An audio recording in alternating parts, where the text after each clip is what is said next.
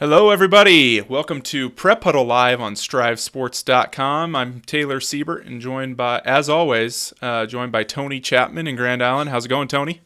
Good, Taylor. Good. Good. We are excited for the show tonight. We got a couple guests on the line, and we'll be hopping right into one of them coming up here in just a second. As always, we're presented by Cornerstone Bank, one of our great sponsors here on Prep Huddle Live, and you can tweet at us using the hashtag PrepHuddleLive or tweet directly to us at Strive Sports as well. I'd love to hear from you, hear where you're watching from. I know our next guest coming up here, they put it on their Facebook page, and hopefully there's some people tuning in. And we'll just go ahead and bring him right in. Gordon Thiessen, the head girls basketball coach at Nebraska Christian, is joining us via Skype on his cell phone as he's driving back to Omaha. And Coach Thiessen, how you doing? Doing great. Thanks for having me on tonight's program, guys. Absolutely, and I'll let Tony kind of take over from here, but wanted to just kind of talk about this week in your guys' season. You got a big district final game in Aurora against the Sutton Phillies and a rematch from last year, I believe. Well, it's for the Sutton team, it's actually a rematch of volleyball. Oh, okay, that's what it was. So our girls did a great job in volleyball, and the Sutton girls did a great job as well. And I think you see a lot of the same athletes. That's sort of the way it is in Class C and D. If you got a good volleyball team, Class C or D, you probably got a good basketball team. Yeah.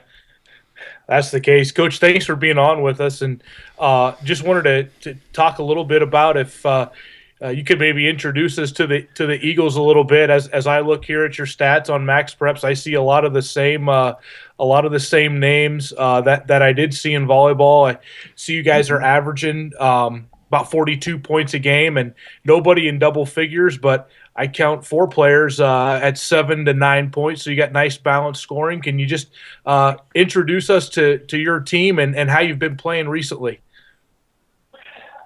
Yeah, you bet, Tony. Yeah, it's the strangest thing. I've coached for a lot of years, about I suppose 14 or 15, as either varsity boys or girls in Class C and D. Before that, youth basketball, and I can't remember a time when I didn't have at least one kid in double figures, and it's usually a sign that you've got a really bad team, and even then, you usually got one kid in double figures. So when I look at that and see that, we've got 19 wins, it's the most we've had in school history for boys or girls. We're playing for the district championship. I just kind of scratch my head and go, that's very unusual. But fortunately, you hit the key, which is the balance. 4 girls that are very close, 7, 8, 9 points, and then some girls that come off the bench that really do a nice job of contributing. And the interesting thing is that a year ago, we had 13 wins, which was great, and that had been the school record. We graduated the girl that has pretty much all of our records in scoring, career, single game, you name it, she kind of has it. She was, by far probably the best point guard, the best three-point shooter, just the best all-around athlete. Now she's over at Hastings College playing volleyball. And when we lost her and then pretty much had the same girls coming back in, I had told the girls this summer, I said, I know you might not believe it right now, but I said, it's a strange thing to think you could lose such a player, kind of like losing Michael Jordan. I said, but if you play better as a team, we could actually be as good or perhaps better. But I said, it means you can't stay the same. It means all the girls I'm looking at, I said, you all must become better. You all must raise your game. Otherwise, you can't possibly be as good. But if everybody raises their game by whatever it is, 10, 15%, I said, surprisingly, we could do that. And I know they kind of looked at each other like, well, that kind of makes sense. But, it is a hard thing to kind of look at 16, 17 points a game and go, okay, we just lost one player, all those points out the door, where do we replace those? And so no one single player could do that. And I may never have another player as good as Kalen was, but what you can have as you play as a team and everybody contributes, you can really balance it out. And so, yeah, I think the nice thing for me as a coach this year is, when Kaylin played for me, teams would double and triple team, and some nights she might have had a tough night shooting 3-pointers because no athlete's perfect every night. And when you're one-dimensional, it's just can be a tough deal. But when you're multi-dimensional, which has sort of happened to us this year, the coach kind of looks at that and he's not sure who to tell his girls to shut down. It's nice to have the balance. Yeah. Coach, you advanced out of the C2-4 over at York, and you beat two teams who play in a pretty good basketball league in the Crossroads Conference in Cross County and Shelby Rising City. And talk about the two games you had in York. I know basically two 10-point victories. So talk about your last two games and how you're playing right now. Yeah, both games the girls played extremely hard. The Cross County game, that was really a game we had to kind of battle back. We knew that even though their record wasn't real strong, that they had played a lot of really good teams south of the interstate, and their schedule's tough. And when you kind of look at their scores, you just kind of knew that this would be a 4-quarter game. You kind of sometimes get into sub-districts and you just kind of throw out records and just recognize the team's going to give you their very best. So we had a real nice comeback at Cross County, which kind of set us up for Thursday at Shelby. And Shelby's actually a rematch. We had played Shelby just the week before. It was our last and final season game over at Shelby and lost by 7.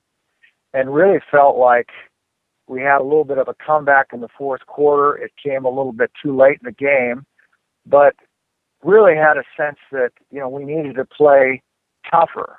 And what's interesting, on the day before the game, I had a friend send me an article from a guy named Jay Billis. He's a former Duke player, NBA analyst, and he's written a book called Toughness. And Jay's point in his book and in this article that a friend sent me the day before our game with Shelby was toughness is not a lot of times what people think it is. And lots of times players, when a coach says, hey, we need to be tough, a lot of kids don't know what you really mean by that. And, Jay makes the point, it's not pounding your chest, it's not talking big, it's not pushing somebody down. And he has a whole list of things, in particular basketball, things like make a hard pick, set a good hard cut, get your teammate open, don't show your frustration when you're upset, just a whole list of things. And I got this article, and this was a coach that coached in Seattle at a Christian school named the Lady Eagles, just the same as us. And so I get this article passed on, and this coach says, hey, I don't know if it helped you guys. And I got that, and I thought, well, what happened here? And I said, you simply read it to his team, really seemed to help. And so I thought, well, I'm not stupid. I'll do the same thing. And kind of read it to my girls. I printed it out. I said, I really think if we play tougher, we raise our game, and I think we've got more to give. And so it seemed to help. In fact, each one of the girls, there was a list of probably at least 20 specific ways to be tough, not just, again, not vague, but very specific. And I asked the girls, I said, just pick out one of those as you listen. And as I kind of went around the room at the end of practice, the girls picked out different ones, but they listened very intently, very closely. And you could see that they really came, I guess in my opinion, really ready to play that game. And it was really fun to see. In fact, I was with some of the listeners remember Coach Ron Brown, who was at Nebraska for so many years. And I also happened to be with Coach Brown 3 days last week, and we were doing some things in Omaha. And I shared with the girls, I said, girls, Coach Brown and I talked about so many of the players he had at Nebraska that when they came in, they realized they had a different gear. They realized that they could, give greater effort, maybe 10%, maybe 15%. Just didn't realize as a high school student it was even there. And so many athletes, when they reach college, they find that extra gear. And so I also kind of, said, well, let's think about that. And I said, if we could give part of being tough is giving that extra effort. So 3 quarters, great game with Shelby. In fact, I told the Shelby coach, I said before the game, I said, a part of me isn't even thinking about the winning or the scoreboard. I'm just so happy just to be in this game, because our school's never been in it. And this is what's really fun for me.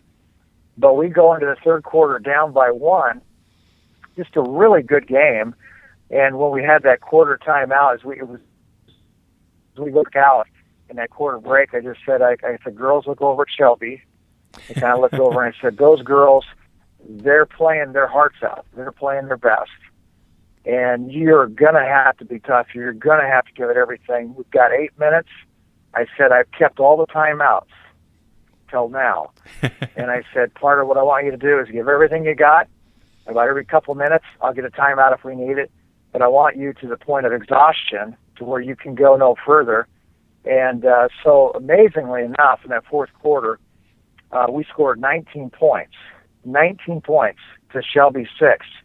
And we've kind of been a team that's kind of done it more by defense and offense. As you mentioned, Tony, averaging about 41, 42 points a game most of the season. That's okay, but it's the defense has been kind of what's really been good for us. So for us to throw up 19 points, and of course I know some of those were on free throws we knocked down at the end, but still it was just pretty exciting for the girls who were in the locker room. And I said to the girls, I said, I'm so proud and pleased with them. And I knew that they had given and found that extra gear. And one girl just kind of said, Coach, I don't know about 10%, but I think I gave 20%. And we just all kind of laughed. But they were just completely exhausted. And then the guy who was a scorekeeper for the game came over to my assistant coach and he said, Coach, I think your head coach is going to have a stroke out there. And he said, no, he was so excited. He asked the girls to kind of lay it all out there, and he was just really excited, and I was. And so it was really fun to see that kind of effort. And I just, all I'm kind of asking the girls come Friday is you're going to just ask for a great effort, to be tough, to play hard. I mean, they realize we're kind of a David against Goliath. Sutton has such a great history. I mean, I can remember them having good girls teams back probably close to 25 years ago, and I don't know they've ever had a down year. They're always consistently good. So, we're just kind of the new kids on the block, but, we're just having a great time. And, when you get into this time of year, anything's a possibility. And if you can play hard and things go just right, you just never know. So, anyway, it should be a lot of fun. Yeah, I was just going to you kind of half answered it there for me, but as you said, Sutton's a team that they beat Hastings St. Cecilia this year, and they've got a great tradition. And Coach Smith in her 3rd year is obviously doing a nice job down there. What do you think some of the keys are? Or how do you try to slow them down just a little bit to take them out of some of the things they like to do? Well, you can see when you watch film, they love to run when they got a chance. It could be a challenge for our girls to get back, but they're gonna have to do it. They love to pressure the ball, and it's the kind of pressure you don't always see from a lot of teams. They love to get up in your face and love to man press, and they're just really, really good athletes. And that will be a real challenge for us. And we're gonna do our best to play good defense. There have been times in the season that our girls have stepped up and played really well. There's other times, like any team, we maybe haven't always played well, but we at times have found a 1-3-1 zone has worked really well for us. But I kind of went away from that against Shelby and played some pressure man. That seemed to be a strategic key against Shelby the second go around. And sometimes you got to get in a game against a team like Sutton and just get a feel for what may or may not work. You might think something's going to work, but you get in that kind of a game and it's maybe a whole different speed that's hard to keep up with. There may be some adjustments we have to make. But again, what a fun thing to get to play them. I know a lot of our girls, because they played them in volleyball only a few months ago. I mean, you're just excited. They know the the atmosphere at Aurora for a game like that, when it was a volleyball game, Yeah. you know, it's fun. There's lots of people there. The band's loud. When you're a small school and you're playing C and D schools and some of these smaller schools, you know, you might just have a few hundred people on some of the nights, and for our girls to get exposed to, hey, there might be, you know, maybe there's 1,000 or a couple thousand, and everybody's there. I mean, I just talked to them a lot about, you know, that's what you need to embrace. That's the fun. I mean, don't worry about so much that scoreboard. Just enjoy the moment, the journey you've been on, and just realize you've worked real hard to get into this thing. And really just enjoy it and just play as hard as you can, and you know the score will take care of itself. Well, great stuff, Coach. Yeah. We wish you well.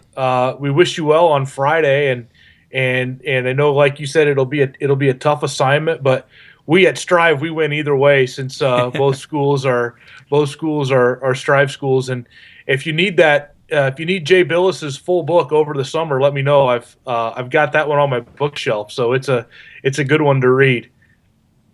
It is. It really is. I appreciate, you know, you guys, you know, just, you know, the program, what you're doing. We love Strive. I even use Strive a lot for some of my scouting. I just wish more schools would keep more of their archives up. Looking around, and they keep taking down games. I think they know I'm looking. That's strategic. Yeah. So, that's right.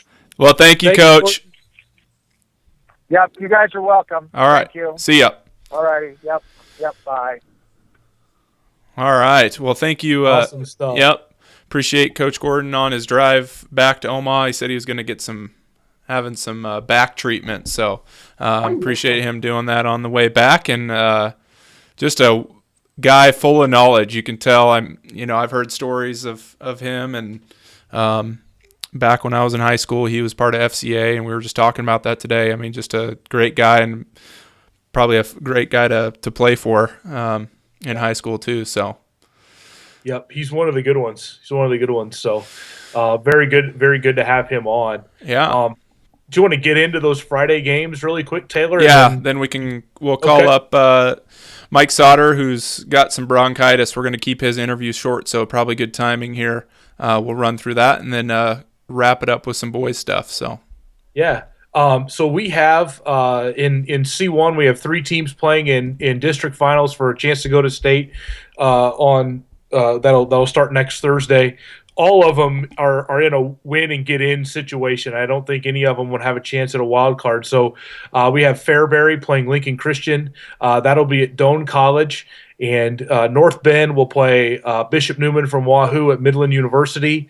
And Central City will play Kearney Catholic. That game will be at Hastings College. So our 3 teams will be making the GPAC tour there, it looks like, for that one. And then obviously we just previewed Sutton and Nebraska Christian, which will be at Aurora High School. That, you know, again, should be a fun one. Sutton, as we said, has been kind of ranked about 6th to 7th all year, and playing really well, just off winning the Southern Nebraska Conference Championship. So that should be a good one. We'll have Twin River. They will play Guardian Angels Central Catholic, who I believe is ranked 2nd in the state, behind Crofton in Class C2. And those are our 2 games in C2.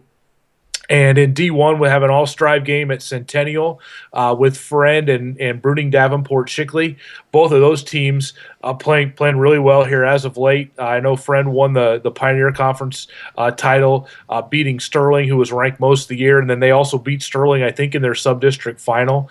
So that should be a good matchup over at Centennial. And then we have Creighton, who is playing at Wayne High School. They'll play Emerson Hubbard, who I believe is ranked 3rd or 4th. I think about 23-3 for Emerson Hubbard, and Creighton's about 20-4, somewhere in that neighborhood, I think. So, you know, that should be a good one. But I think Creighton is in a situation where they would not probably get a wild card if they were to lose that game. One team who can lose, but I'm not expecting it, is Dundee County Stratton. It sounds like, you know, the girls out there, the Tigers, are on a mission after getting to state last year and losing in the first round in C2, undefeated on the year. I think the number's 24-0 now, maybe 25-0. 25. 25-0. They'll play Brady in at Cambridge for the D1 6 title. So, and then in D2, just the one game in D2 where Hampton will travel to Norris High School and they'll play top-ranked Fall City Sacred Heart. That'll be a game. Fall City Sacred Heart tall across the front line. So Hampton, we had them in the rewind. Coach LeBrie feels like they're going to need to maybe do a little bit of pressing and hopefully be able to have some good guard play in that one. Hampton with an outside shot at a wild card if they were to lose. The game they'll be watching. My guess will be the Sandhills Thedford Bertrand game, which will be at North Platte St. Pat's. Sandhills Thedford just ahead of Hampton in the wild card. Bertrand is in about that 9th spot, and they're a young team. But I was looking, Bertrand has not lost to a Class D2 school yet this year. So that'll be a game where there'll be some eyes on that one, and that's one that could possibly shake up the wild card in Class D2. So those are our games that will be Friday night that are set district finals. Of course, we have B semifinals that'll be tomorrow night that would set up their finals as well on Friday. So we have York and Crete are in I think the B4, Lincoln Southwest, and then in the B5 we have Aurora and Northwest both playing tomorrow night, and I'll be at both of those games. So a fun night of basketball in the semifinals tomorrow night, and then girls district finals are in full swing on Friday. So all right. Well, we will take a quick break, hear from our sponsor Cornerstone Bank, and get Mike Sautter from Nebraska HighSchoolHoops.com on the line. We'll be right back. You're watching Prep Huddle Live here on StriveSports.com. Yeah, I get it. For the little things. Technology's great. It makes things easier. It's faster. We can get things done wherever we go. And we get all that from our bank. It works for us. But for the bigger things, the things that really count, I still want to talk to the people I know and trust. That's why I'm here. Yeah, I get it. For the little things. Technology's great. It makes things easier. It's fast. All right, we are back here on Prep Huddle Live on StriveSports.com. Thank you again for tuning in. As always, love to hear from you, see where you're watching from. You can use the hashtag down below what you see, Prep Huddle Live, or follow us on Twitter at StriveSports. And thankful to have Mike Sautter, Nebraska HighSchoolHoops.com on the line. Mike has got a little bronchitis. How you doing, man? Oh, I'm good. I've had better weeks, but be all right. I'll get through this. Yeah, right before. Why has it got to be now, right, yeah. Mike? Yeah, no, this time of year. But I went to the doctor today, and should be good to go for the weekend and tomorrow. So, all right. Yeah. Very good. Well, we'll keep it short. Yeah. Yeah, we'll do as short as we can, and if you tell us we have to shut up, then we'll do it. We'll do it. But wanted to get into kind of where we're at right now. We're obviously down to sub-district finals in C1 and D2, and then we had the A and B brackets launched yesterday, and of course I'm a big guy who wishes they would change things. People have seen my rants on the website. But anything in A that as you looked at where you could see maybe an upset or two happen that might tip the apple cart in Class A. I'm obviously probably like anybody. I'm most intrigued by that A7 and how South Sioux City might react down there. But your thoughts on the A bracket, and if you see anything funny happening in district play there. Yeah, Lincoln North Star played really well down the stretch, and that could be someone that jumps through. I could see that possibly happening.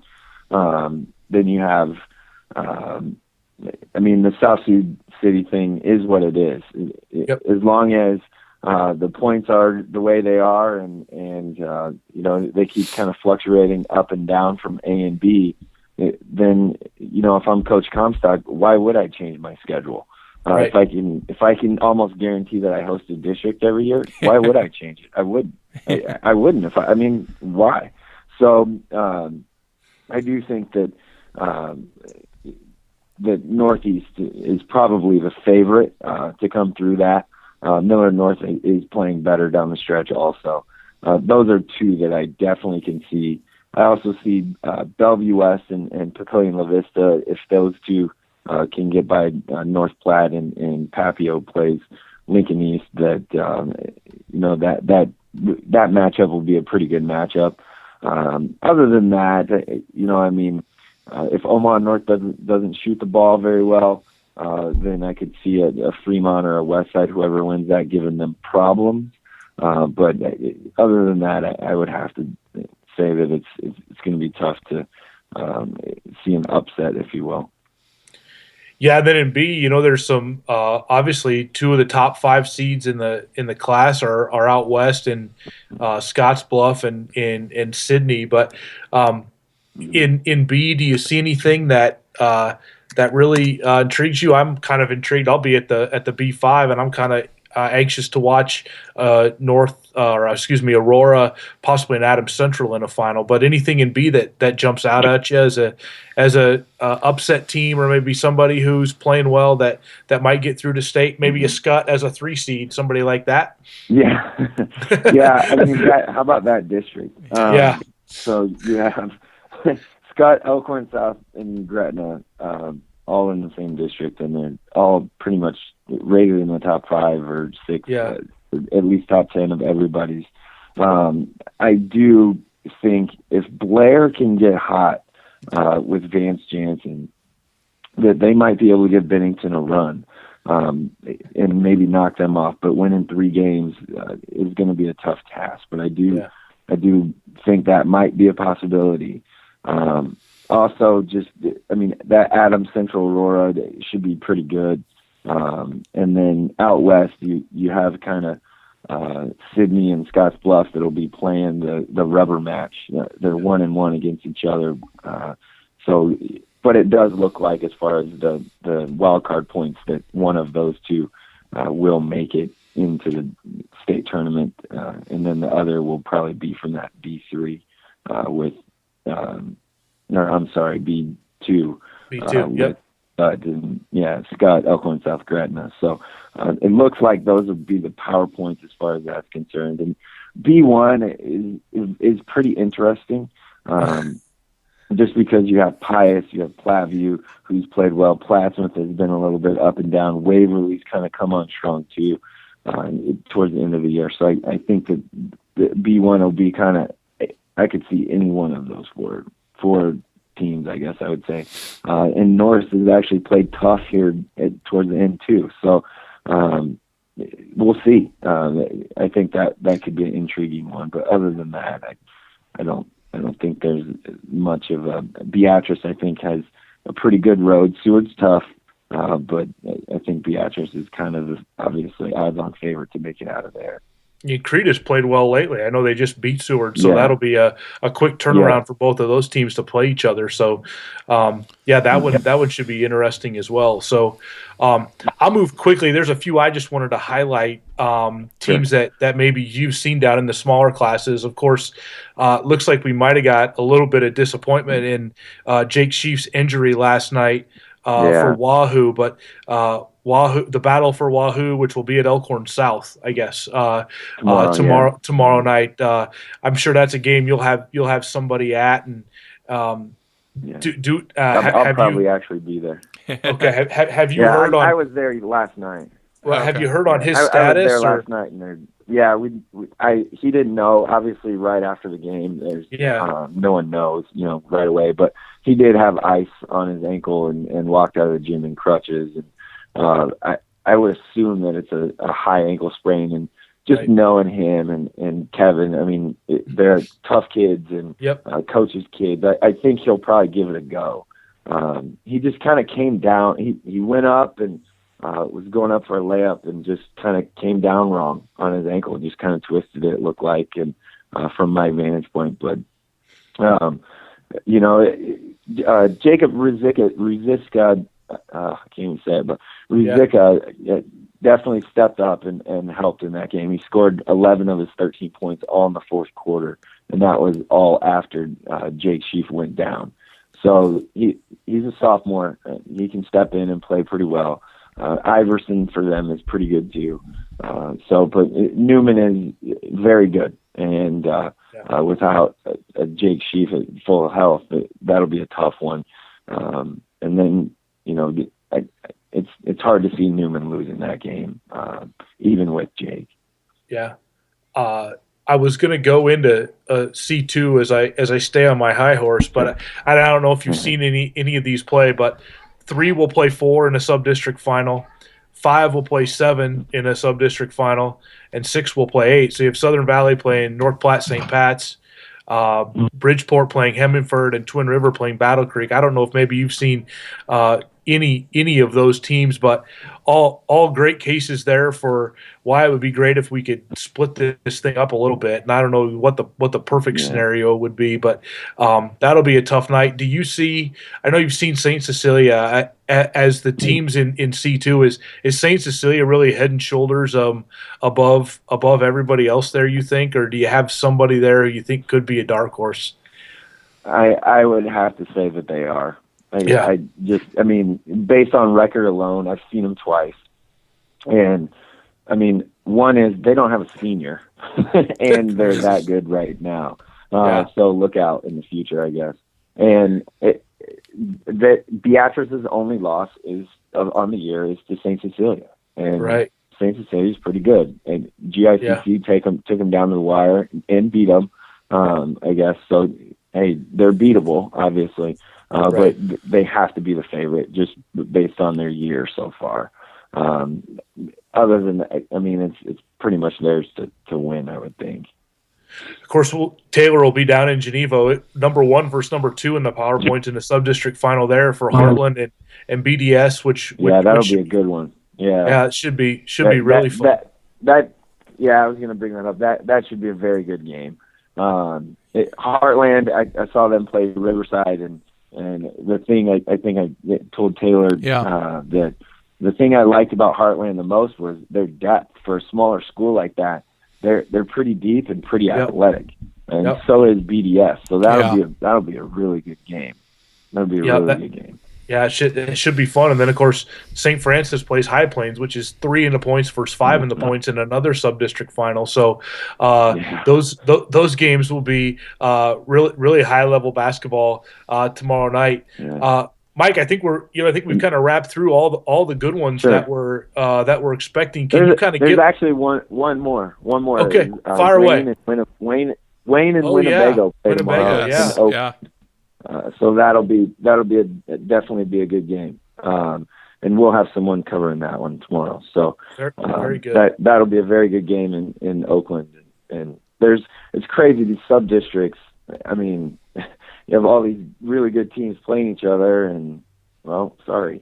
So you'd like to see them get a little bit closer to state, if not make it. But that's how the cookie crumbles, as it. Yep. Mike, can you give us kind of a quick overview on where you guys will be tomorrow, and what you'll kind of be doing on your site here as we lead up to the state tournament?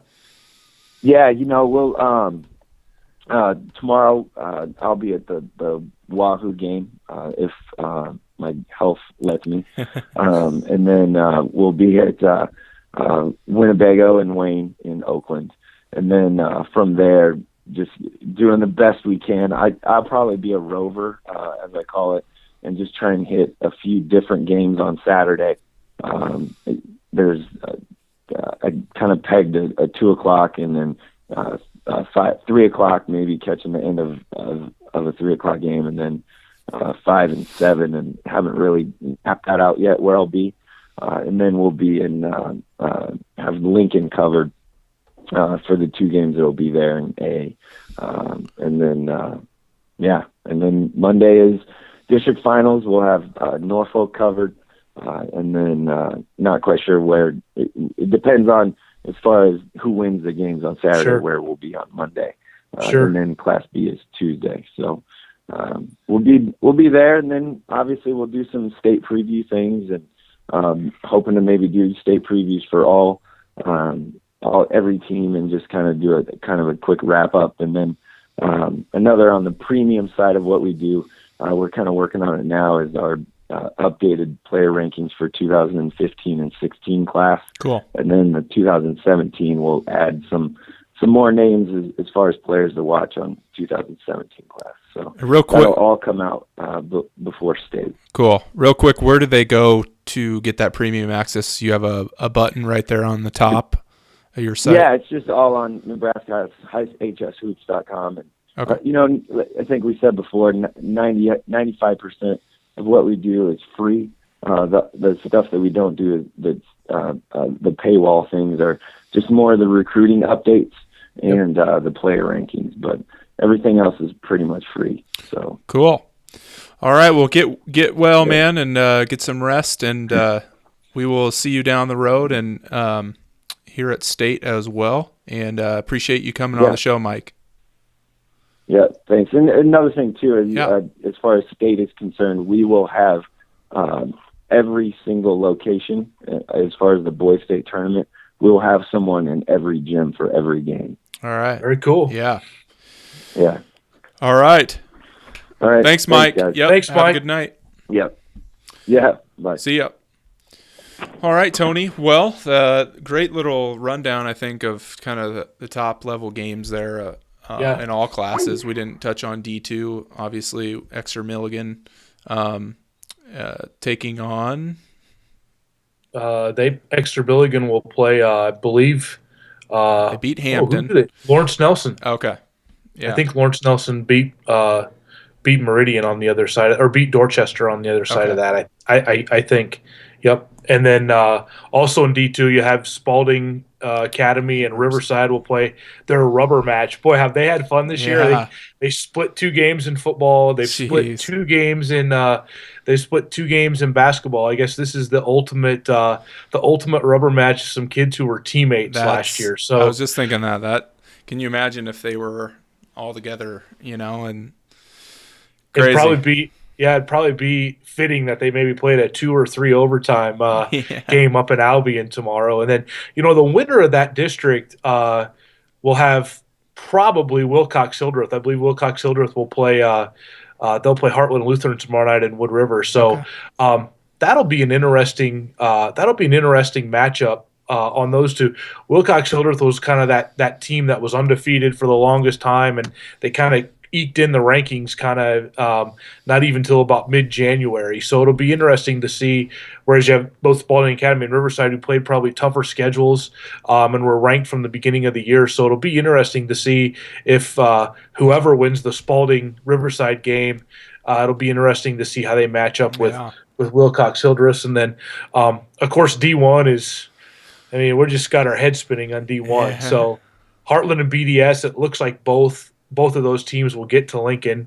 I'm thinking that the winner of the High Plains Humphrey St. Francis game is probably going to be safe, just kind of depending on how things go. Boyd County's maybe kind of an interesting one. Maybe they could upset Clearwater Orchard. I'm not sure there. Yeah. I've got my eye on Dundee County Stratton out west. They've got the highest points of any of those teams in the 11 and 12 sub-districts. So they're a team that could possibly from out west come out, and likely would be the 8th seed in D1. And then C2's C2. I'm trying to let me pull C2 up really quick, because I know we have Sutton will play Wymore Southern at Fairbury, and then Aquinas will play Cross County. And Cross County makes you smile a little bit. You never know, Aquinas like 12-10 or something like that. But in that league that is, Newman, Scotus, Bergen, St. Cecilia, Lincoln Christian. They played them all. Aquinas, one of the teams that beat BDS, one of BDS's losses. So, but Cross County, they beat Twin River, they beat High Plains. You never know. They got to lace them up and put them on. So Cross County is a team that at 14-9 is kind of got a little bit of momentum going. So that'll be an interesting game to follow tomorrow at York. And then I'm really intrigued to see the Battle Creek Twin River how that shakes out. Kind of an interesting one on that one, Taylor, is Battle Creek is the 1 seed. and Twin River is the 2 seed, but Twin River now has more points than Battle Creek because they beat Clarkson, who was Clarkson Lee, who was an above 500 team in district. So that's an interesting one. Just noted, saw that, yeah. Yeah, and I'm trying to, Southern Valley, North Platte, St. Pat's is probably a game. You'd think both teams will get to state there. Yep. Southern Valley, I think, is third in the points, and North Platte St. Pat's is fourth. Yeah. Yep. So obviously we had a nice rewind with Southern Valley, and we have a great following down there, good fans, and they love to interact with us on Facebook and Twitter. And the winner of that game gets Hemingford and Bridgeport. And I believe those two teams are 6th and 8th in the points, respectively. So, Hemingford moved to 8th, and Bridgeport's right behind Twin River at 6th. So you've got all those teams kind of, as I said, 3, 4, 5, 7, 6, 8, and you would think those games should be played in Lincoln and not in some random gym on a Thursday night in sub-district final time. So I am working diligently. We've had some people interact with us on kind of our thoughts on what would make the state tournament a little bit better, and I'm going to try to update some of those boys brackets. At the time I wrote it, it was about 3 games left in the regular season, and we'll try to update that. And I've even kind of got one more little tweak to what I think could make it a lot better.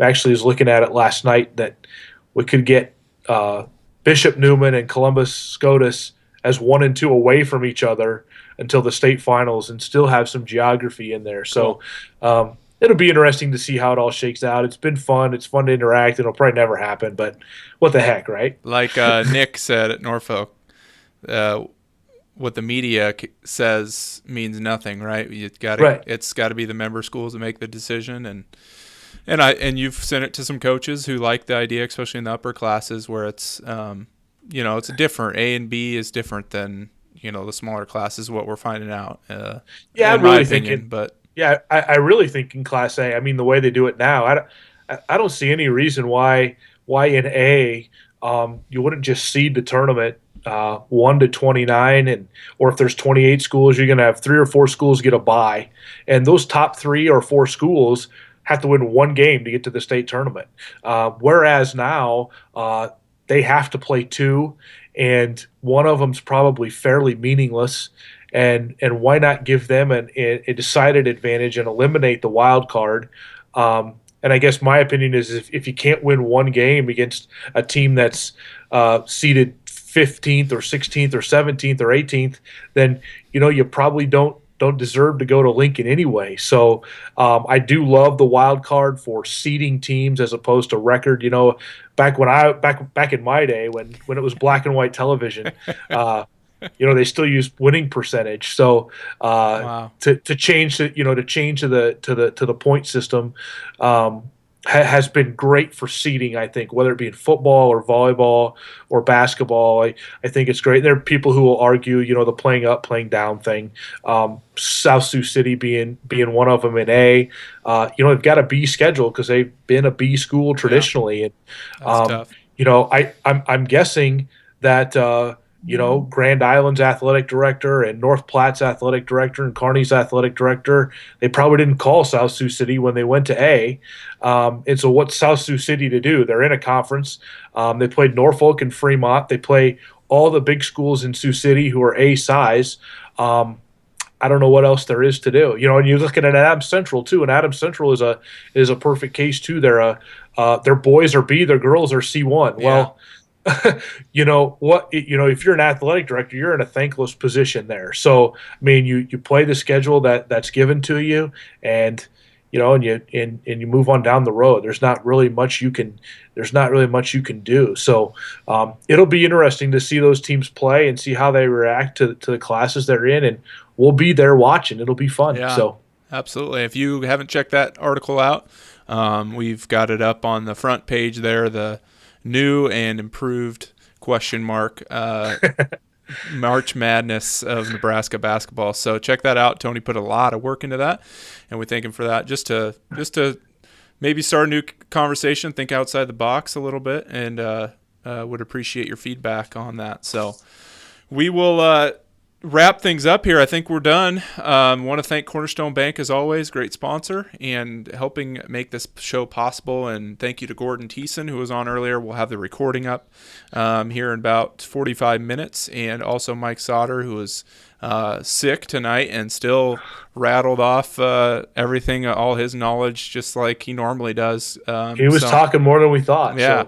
So appreciate Mike being on the show, and we will see everyone next week. If you'd like to interact with us on Twitter, please use the hashtag PrepHuddleLIve and tweet us at Strive Sports. Would love to hear from you guys and know that there are actually people watching and who you are.